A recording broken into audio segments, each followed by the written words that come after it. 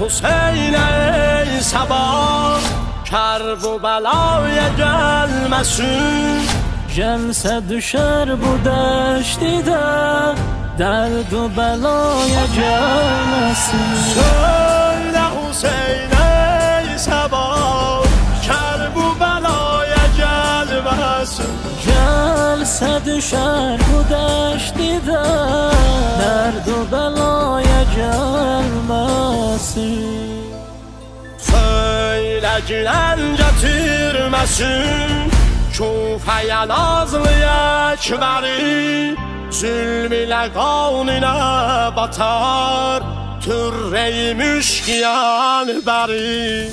Görme reva ki şimdidur, din evin eylesin harap. Rahm eylesin o Zeynep'i, bəxti qaraya gəlməsin. Söyle Hüseyin ey sabah, Kerbela'ya gelmesin. Gelse düşer bu deştide, derdu belaya gelmesin.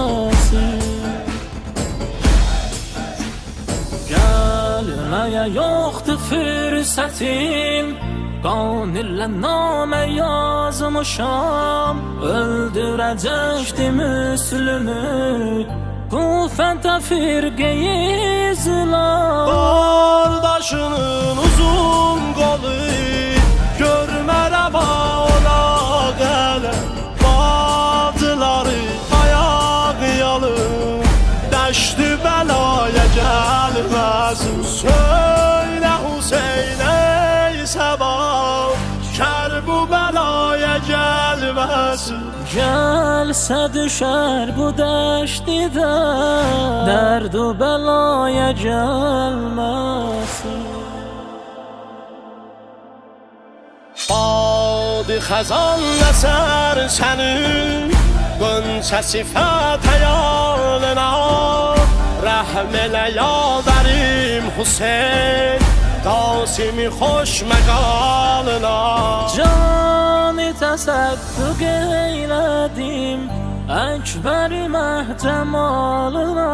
Sağ ola İmam Hüseyin, Qəmm-ü səraya gəlməsin. Söyle Hüseyin ey sabah, Kerbela'ya gelmesin.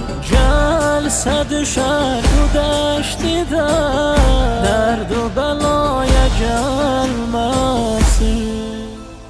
Söylem oğluma məni, bir kəs eyləsin helal. Ərzimi bir də bir elə, Ali Əbaya şərhi hal. İki açılmış gülü, Kufədə zar